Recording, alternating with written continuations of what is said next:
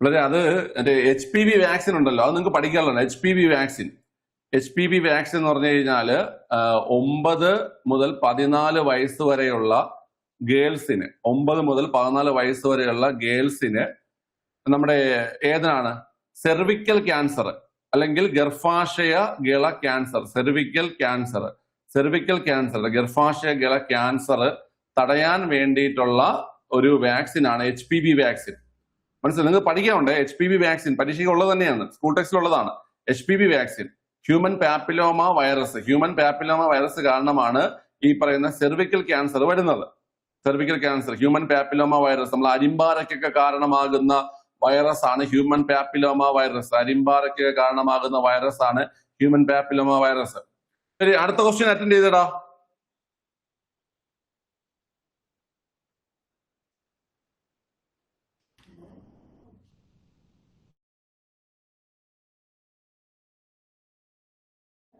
Blue bird 6 വളരെ important ആയിട്ടുള്ള, നിങ്ങൾക്ക് ഇനി നിങ്ങൾക്ക് കുറച്ച് ദിവസം ചോദ്യം വരും ബ്ലൂ ബേർഡ് 6 നിന്ന്.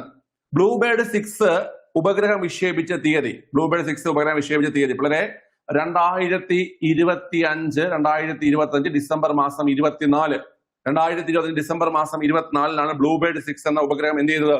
വിക്ഷേപിച്ചത്. ഓക്കെ, ഈ ബ്ലൂ ബേർഡ് 6 എന്ന് പറയുന്ന ഉപഗ്രഹം ഇന്ത്യയുടേതാണോ? നമ്മുടേതാണോ? ബ്ലൂ ബേർഡ് 6 ഇന്ത്യയുടേതാണോ കുട്ടികളെ? പറഞ്ഞേ. അല്ല, അമേരിക്ക. ബ്ലൂ ബേർഡ് 6 അമേരിക്കയുടേതാണ് കേട്ടോ. ബ്ലൂ ബേർഡ് 6 അമേരിക്കയുടേതാണ്, അമേരിക്ക. ഓക്കെ, ബ്ലൂ ബേർഡ് 6 അമേരിക്കയുടേതാണെങ്കിൽ തന്നെ അത് ഏത് കമ്പനിയാണ് നിർമ്മിച്ചത്? പറയാവോ? ബ്ലൂ ബേർഡ് 6 എന്ന അത് നിർമ്മിച്ചത് ഏത് കമ്പനിയാണ്? SST അല്ല, AST space mobile. AST space mobile എന്നാണ് കേട്ടോ.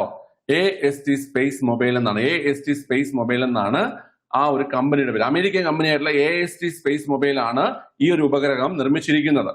ഓക്കെ അല്ലേ? ഈ ഉപഗ്രഹം കൊണ്ട് ഉദ്ദേശിക്കുന്നത് നമുക്ക് ഈ സെല്ലുലാർ കണക്ഷൻ ഇല്ലാതെ തന്നെ നമുക്ക് നെറ്റ്വർക്ക് ലഭ്യമാക്കുക എന്നതാണ് ഈ ഉപഗ്രഹം കൊണ്ട് ഉദ്ദേശിക്കുന്നത്. അതായത് സിമ്മോ സെല്ലുലാർ കണക്ഷനോ ഇല്ലാതെ നെറ്റ്വർക്ക് ലഭ്യമാക്കുന്ന സാങ്കേതിക വിദ്യ വികസിപ്പിക്കുക. അതാണ് ബ്ലൂ ബേർഡ് 6 എന്ന് പറയുന്നത്. ഓക്കെ, ഇന്ത്യ ഇതുവരെ വിക്ഷേപിച്ചിട്ടുള്ളതിൽ ഏറ്റവും ഭാരം കൂടിയ കൊമേഴ്ഷ്യൽ ഉപഗ്രഹമാണ് ഏതെന്ന് പറയുന്ന കുട്ടികളെ? ഈ പറയുന്ന ബ്ലൂ ബേർഡ് 6 എന്ന് പറയുന്നത്. ഭാരം എത്രയെന്നറിയോ? ബ്ലൂ ബേർഡ് 6ന്റെ ഭാരം എത്രയെന്നറിയോ നിങ്ങൾക്ക്? ബ്ലൂ ബേർഡ് 6ന്റെ ഭാരം 6100 കിലോഗ്രാം ആണ്. ആ ബ്ലൂ ബേർഡ് 6ന്റെ ഭാരം 6100 കിലോഗ്രാം ആണ്. ഓക്കെ അല്ലേ? ഇത് എവിടെ നിന്നാണ് വിക്ഷേപിച്ചത്? വിക്ഷേപണ വാഹനം ഏതാണ്? വിക്ഷേപണ വാഹനം എവിടെയെന്ന് കുട്ടികളെ? ഏതാണ്? ഇത് വിക്ഷേപിക്കുന്നത് Satish Dhawan space centre Sriharikota. Satish Dhawan space centre Sriharikota. വിക്ഷേപണ വാഹനം LVM-3 M6, അതായത് ലോഞ്ച് വെഹിക്കിൾ മാർക്ക് 3യുടെ 6ാമത്തെ mission. LVM-3 M6 launch vehicle mark 3യുടെ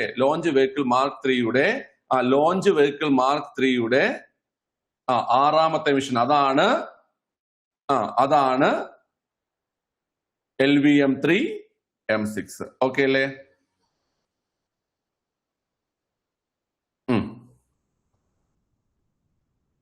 okay അല്ലേ?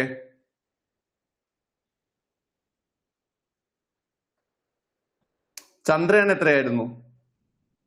ചന്ദ്രയാൻ എത്രയായിരുന്നു? പറഞ്ഞേ, ചന്ദ്രയാൻ എത്രയായിരുന്നു?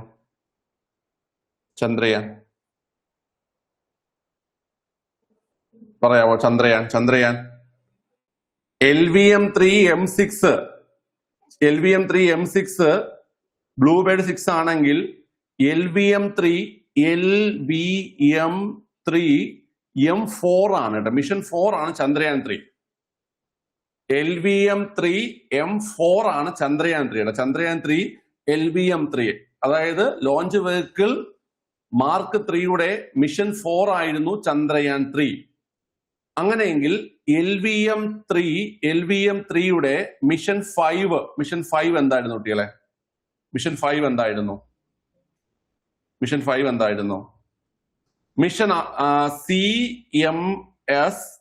CMS-03 എന്ന കമ്മ്യൂണിക്കേഷൻ സാറ്റലൈറ്റ് ആയിരുന്നു. കമ്മ്യൂണിക്കേഷൻ സാറ്റലൈറ്റ് ആയിരുന്നു. അത് 2025 നവംബർ 2-നാണ് വിക്ഷേപിച്ചത്. 2025 നവംബർ 2-നാണ് വിക്ഷേപിച്ചത്. 2025 നവംബർ 2-നാണ് വിക്ഷേപിച്ചത്. 2025 നവംബർ 2. ഓക്കെ അല്ലേ? ശരി. അപ്പം ഞാൻ ഈ പറഞ്ഞത് ഒന്നുകൂടെ പറഞ്ഞിട്ട് LVM പ്രധാനപ്പെട്ട മിഷൻസ് പറഞ്ഞുതരാം കേട്ടോ. ശ്രദ്ധിച്ചു കേട്ടോണേ. 2025 ഡിസംബർ 24-നാണ് ബ്ലൂബേർഡ് 6 എന്ന അമേരിക്കയുടെ AST സ്പേസ് മൊബൈൽ എന്ന് പറയുന്ന കമ്പനി നിർമ്മിച്ച ഉപഗ്രഹം നമ്മൾ വിക്ഷേപിക്കുന്നത് കേട്ടോ. ഈ ഒരു ഉപഗ്രഹത്തിന്റെ പ്രത്യേകത എന്ന് പറയുന്നത് സെല്ലുലാർ കണക്ഷൻ ഇല്ലാതെ നമുക്ക് എന്ത് ലഭ്യമാകും കുട്ടികളെ? മൊബൈൽ നെറ്റ്വർക്ക് അല്ലെങ്കിൽ നെറ്റ്വർക്ക് ലഭ്യമാക്കുക. അതാണ് ഇതിലൂടെ ഉദ്ദേശിക്കുന്ന സാങ്കേതിക വിദ്യ എന്ന് പറയുന്നത്. ഓക്കെ അല്ലേ? പിന്നെ നമ്മൾ പറഞ്ഞു 6100 കിലോഗ്രാം ഭാരമുള്ള ഇന്ത്യ ഇതുവരെ വിക്ഷേപിച്ചിട്ടുള്ള ഏറ്റവും ഭാരമുള്ള കൊമേഴ്ഷ്യൽ സാറ്റലൈറ്റ് ആണ് ബ്ലൂബേർഡ് 6. എവിടെ നിന്ന് വിക്ഷേപിച്ചു എന്ന് കേട്ട് കഴിഞ്ഞാൽ സതീഷ് ധവാൻ സ്പേസ് സെന്റർ ശ്രീഹരിക്കോട്ടയിൽ നിന്ന് വിക്ഷേപിക്കുന്നു. LVM3 ലോഞ്ച് വെഹിക്കിൾ മാർക്ക് 3യുടെ 6ാമത്തെ മിഷൻ M6 ആയിരുന്നു എന്ന് പറയുന്നത് ബ്ലൂബേർഡ് 6 എന്ന് പറയുന്നത്. LVM3യുടെ 4ാമത്തെ മിഷൻ 4 ആയിരുന്നു ചന്ദ്രയാൻ 3. LVM3യുടെ മിഷൻ 5 ആയിരുന്നു CMS-03 എന്ന കമ്മ്യൂണിക്കേഷൻ സാറ്റലൈറ്റ്. അത് 2025 നവംബർ 2-നാണ് വിക്ഷേപിച്ചത്. 2025 നവംബർ 2-നാണ് വിക്ഷേപിച്ചത്. ഓക്കെ അല്ലേ?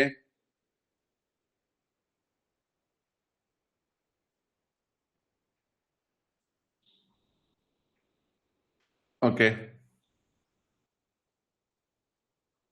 അന്വേഷ സാറ്റലൈറ്റ് ഏതാ കുട്ടി? അന്വേഷ സാറ്റലൈറ്റ് നമ്മൾ കഴിഞ്ഞ കണ്ടവേഴ്സിൽ പറഞ്ഞില്ലായിരുന്നു. അന്വേഷ സാറ്റലൈറ്റ് ഏതാ? അന്വേഷ സാറ്റലൈറ്റ് 2026 ജനുവരി മാസം 12-ന്.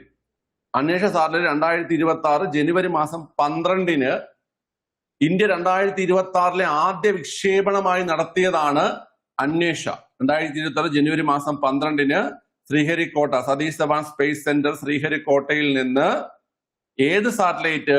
EOS-N1. ആ സാറ്റലൈറ്റിന്റെ മറ്റൊരു പേരാണ് അന്വേഷ. 2026 ആദ്യത്തെ ISRO വിക്ഷേപണം 2026 ജനുവരി 12-നാണ്. Satish Dhawan space centre Sriharikota. സാറ്റലൈറ്റിന്റെ പേര് EOS-N1 അല്ലെങ്കിൽ അന്വേഷ. വിക്ഷേപണ വാഹനം ഏതെന്ന് ചോദിച്ചാൽ വിക്ഷേപണ വാഹനം ഏതാ കുട്ടികളെ? ഫെയിൽഡ് ആണ്.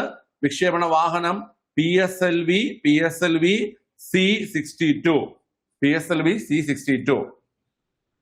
ഓക്കെ. 2026 ISROയുടെ ആദ്യത്തെ വിക്ഷേപണമാണ് അന്വേഷ. 2026 ജനുവരി 12. EOS-N1 അതാണ് അന്വേഷയുടെ യഥാർത്ഥ പേര്. PSLV C62 അതാണ് വിക്ഷേപണ വാഹനം. മിഷൻ ഫെയിലായി. ഓക്കെ. എടാ, ഈ സ്ലൈഡിൽ കാണുന്ന എല്ലാ പോയിന്റ്സും നിങ്ങൾക്ക് മനസ്സിലായോ? ബ്ലൂബേർഡ് 6 വീണ്ടും ചോദിക്കും കേട്ടോ. അന്വേഷ ചോദിക്കും. എല്ലാം മനസ്സിലായല്ലോ? ഓക്കെ. നോട്ട് ചെയ്ത് വെക്കുക. ഓക്കെ, ക്ലിയർ ആണ്.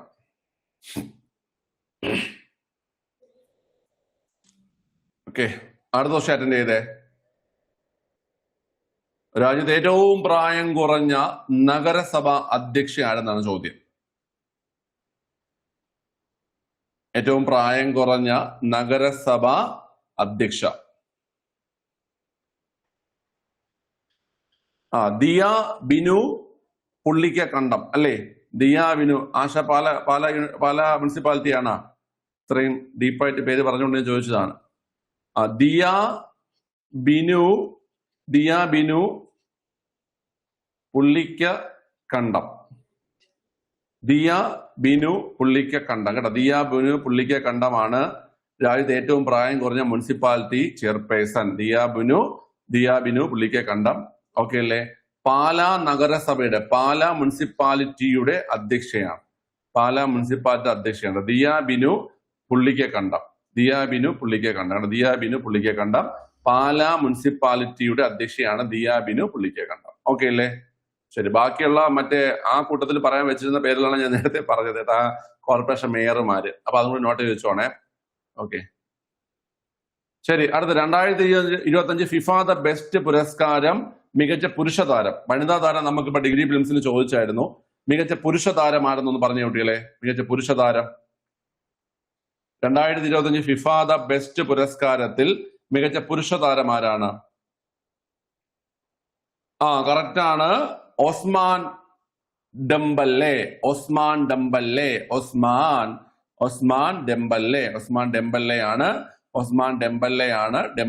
ആണ് മികച്ച പുരുഷ താരം. ഓക്കെ. ഒസ്മാൻ ഡെംബല്ലേ ഏത് രാജ്യക്കാരനാ?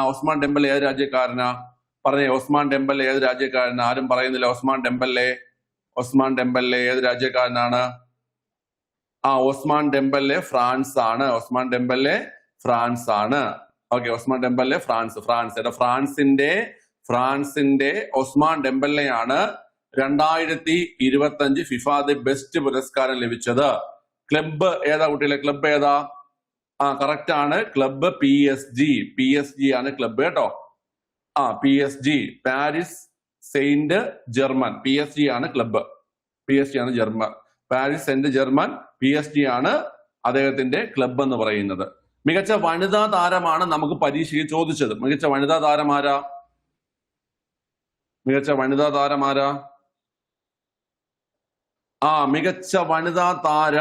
എയ്റ്റാന ബോൺമാട്ടി.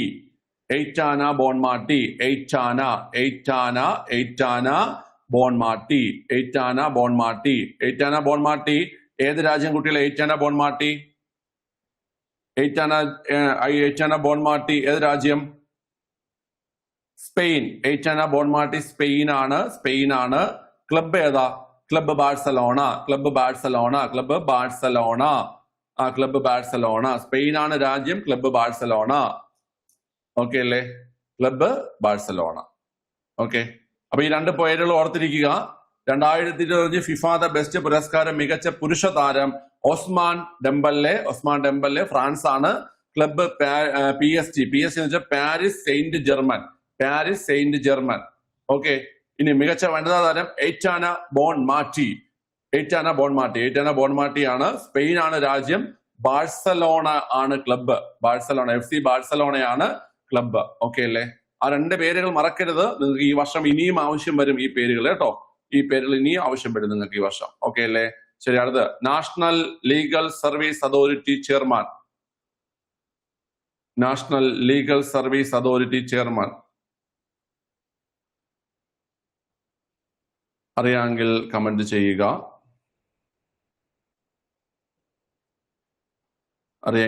ചെയ്യുക.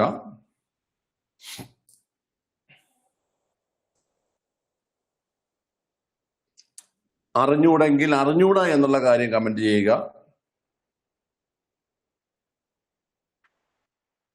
എന്തിലേക്ക്? കറക്റ്റ് ആണ്.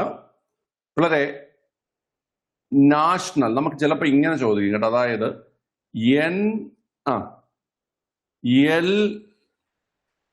NLSA എന്ന് പറയും. നാഷണൽ ലീഗൽ സർവീസ് അതോറിറ്റി അല്ലെങ്കിൽ NALSA national legal service authority. വളരെ 1987 national legal service authorities act പാസ്സാവുന്നത്. 1987 national legal services authority act എന്ത് ചെയ്യുന്ന കുട്ടികളെ? Legal services authority act services authority act പാസ്സാകുന്നത്. ആ ആക്ടിനെ തുടർന്ന് 1995 നവംബർ 9 മുതൽ ന്യൂഡൽഹി ബേസ് ചെയ്ത് പ്രവർത്തിക്കുന്ന നമ്മുടെ സുപ്രീം കോടതിയുടെ ഒരു കീഴിൽ പ്രവർത്തിക്കുന്ന ഒരു സംവിധാനമാണ് നാഷണൽ ലീഗൽ സർവീസസ് അതോറിറ്റി എന്ന് പറയുന്നത്. എന്താണ് ഇവരുടെ ലക്ഷ്യം എന്ന് പറയുന്നത്? എന്താണ് കുട്ടികൾ നാഷണൽ ലീഗൽ സർവീസസ് അതോറിറ്റി എന്താണ് ചെയ്യുന്നത്? പറഞ്ഞേ, അവരെന്താണ് ചെയ്യുന്നത് കുട്ടികളെ? വളരെ സാമ്പത്തികമായി ദുർബലരായിട്ടുള്ളവർക്ക് സൗജന്യ നിയമസഹായം നൽകുക. സാമ്പത്തികമായി ദുർബലരായിട്ടുള്ളവർക്ക് സൗജന്യ നിയമസഹായം നൽകുക എന്നതാണ് ലീഗൽ സർവീസസ് അതോറിറ്റിയുടെ ചുമതല. സാമ്പത്തികമായി ദുർബലരായിട്ടുള്ളവർക്ക് സൗജന്യ നിയമസഹായം. ഓക്കെ, അതിന്റെ ഇപ്പോഴത്തെ ചെയർമാൻ ആരെന്നാണ് ചോദ്യം. പറഞ്ഞേ, അതിന്റെ ഇപ്പോഴത്തെ ചെയർമാൻ ആരാ?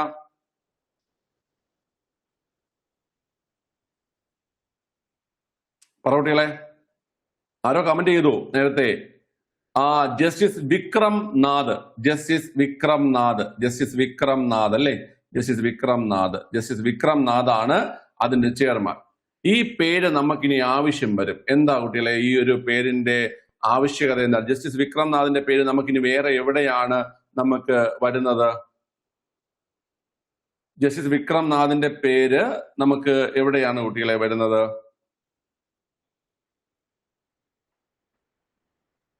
അദ്ദേഹം ഭാവിയിൽ സുപ്രീം കോടതി ചീഫ് ജസ്റ്റിസ് ആകാൻ ചാൻസ് ഉണ്ട്. കാരണം ഈ പറയുന്ന ലീഗൽ സർവീസസ് അതോറിറ്റിയുടെ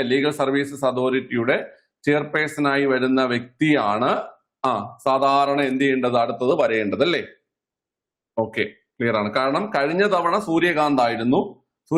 senior most chief justice senior most judge chief justice ആകും.